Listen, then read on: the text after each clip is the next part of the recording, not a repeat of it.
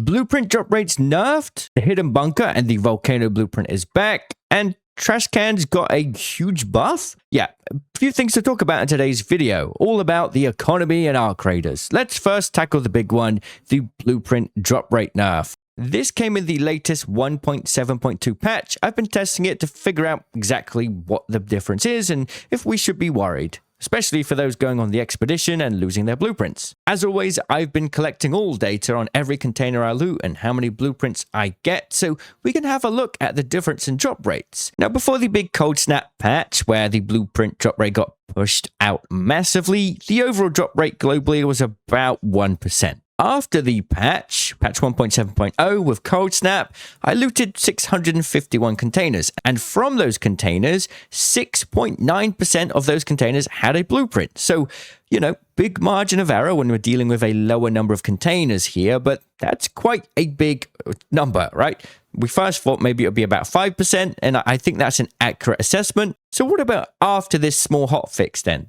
The blueprint drop rate has definitely changed and it's noticeably different. So I looted another 656 containers after the update. So a similar amount of containers for after and during the update. This time I got 14 blueprints, which is 2% of the entire containers I looted. So once again, small amount of numbers here to go with, so large margin of error. We can confidently say, though, that the drop rate before the patch was somewhere around 5%, and now it's somewhere around 2 to 3%. So still a lot higher than the original drop rate when we first started playing the game. And you're still going to find a lot more blueprints on average. Now let's talk about how this could affect your experience going into the expedition. Before we continue, Plarium has sponsored today's video. Raid's new Grim Forest mode is like a roguelike, featuring new bosses and challenges. And if you download the game through my link in the description, you get all of these champions as you level up on a brand new raid account. And I've also teamed up with Plarium to make my own raid content. I've been playing this game for years now, so if you want to watch my raid channel or play the game yourself, click the link in the description. Chances are you may have already signed up for the expedition because your belief was the blueprints were going to drop more commonly now, so there's nothing to worry about, right? Well, now the blueprints are dropping as commonly, right? So yeah, bit of an interesting situation to be in. My honest thoughts on this are, when we first started playing Arc Raiders, we had to do a lot of other things before we even started to really build up a nice blueprint collection. We had to play more matches before we could even play all of the maps. That won't be a thing after the expedition. We had to level up all of our workshops and level up Scrappy. That won't be a thing either. Not only that, our knowledge of where specific blueprints spawned was really limited, and now we've been able to figure out where most blueprints are most likely to spawn. And once again, there's always a link to my spreadsheet in the pinned comment. So what that means is we're starting this off with a huge head start compared to when we first started playing the game. Oh, and there's one more thing as well. A lot of the blueprints that we struggled to get at the beginning just didn't drop. The Tempest, Volcano, Bobcat, Snaphook, a lot of these kind of rarer blueprints just simply never even spawned. The Deadline, the Trailblazer, the Aphelion, a lot of these things didn't even spawn either or weren't even in the game. Going into this expedition, the blueprint drop rate is about 2 to 3 times higher. We know where to find blueprints more efficiently. We don't have to spend time doing things like leveling up our workshop or Scrappy, so we have more time to loot and play the game. And overall, we're just going to find more blueprints because we're able to play all of the maps straight from the get-go, and there are more blueprints available to be looted. So this experience is not going to be nearly the same as it was when we first started playing. So anybody that's worried that they won't be able to find the blueprints that they like, I don't think it's an issue. If you play the same amount in this next season that you did in the first season of Arc Raiders, you're going to have twice as many blueprints unlocked, if not more. Because remember, when we first started playing, the only thing we would get was patina blueprints because the blueprint drop rate was so messed up. So yeah, I actually think it's not a big deal. I don't think it would take as long as people think to find the blueprints, and more importantly, how much do you even use the blueprints? Sure, augment blueprints make sense. Weapon blueprints like the Anvil and the Venator, yeah, but we know where to find those now. They spawn in Raider containers, right? Like med bags, Raider caches, weapon boxes, grenade cases. They spawn there really commonly, so we know to loot those when we go into the expedition. So overall, personally, I think losing our blueprints isn't going to be as much of a deal, even though the blueprint drop rate isn't quite as high as that crazy 5+% that it was before. Honestly, it feels good now to find a blueprint. Before, you would almost be surprised when you didn't find a blueprint since the Cold Snap update, which was a bit crazy. Now, I also wanted to mention about the Vulcano blueprint. Yes, it's now back because Hidden Bunker has been reactivated again. A lot of people have been kind of catching up with me in game and also in chat on my stream and asking me, how can they find it? Where's the best place to loot?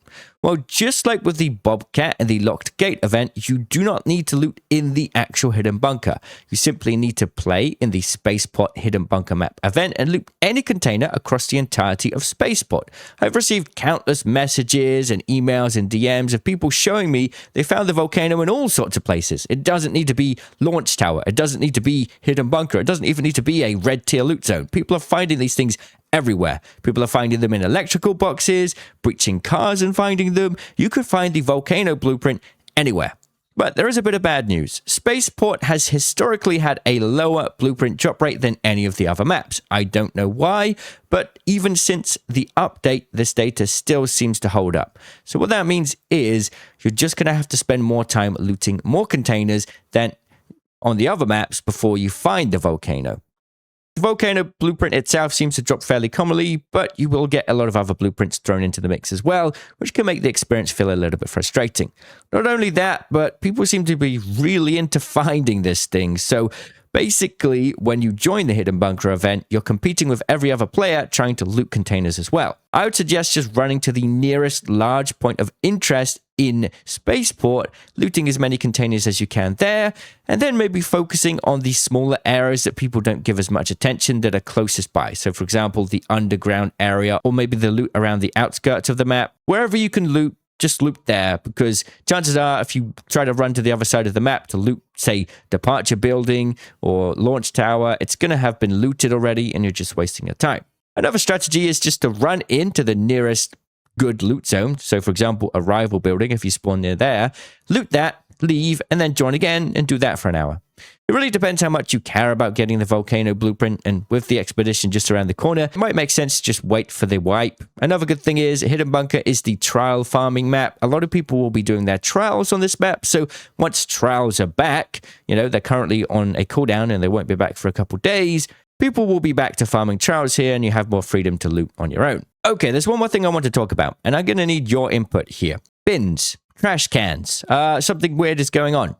They just seem to be spawning epic weapons like crazy, but it might only be in certain map conditions. I have a theory it might be tied to the Locked Gate event.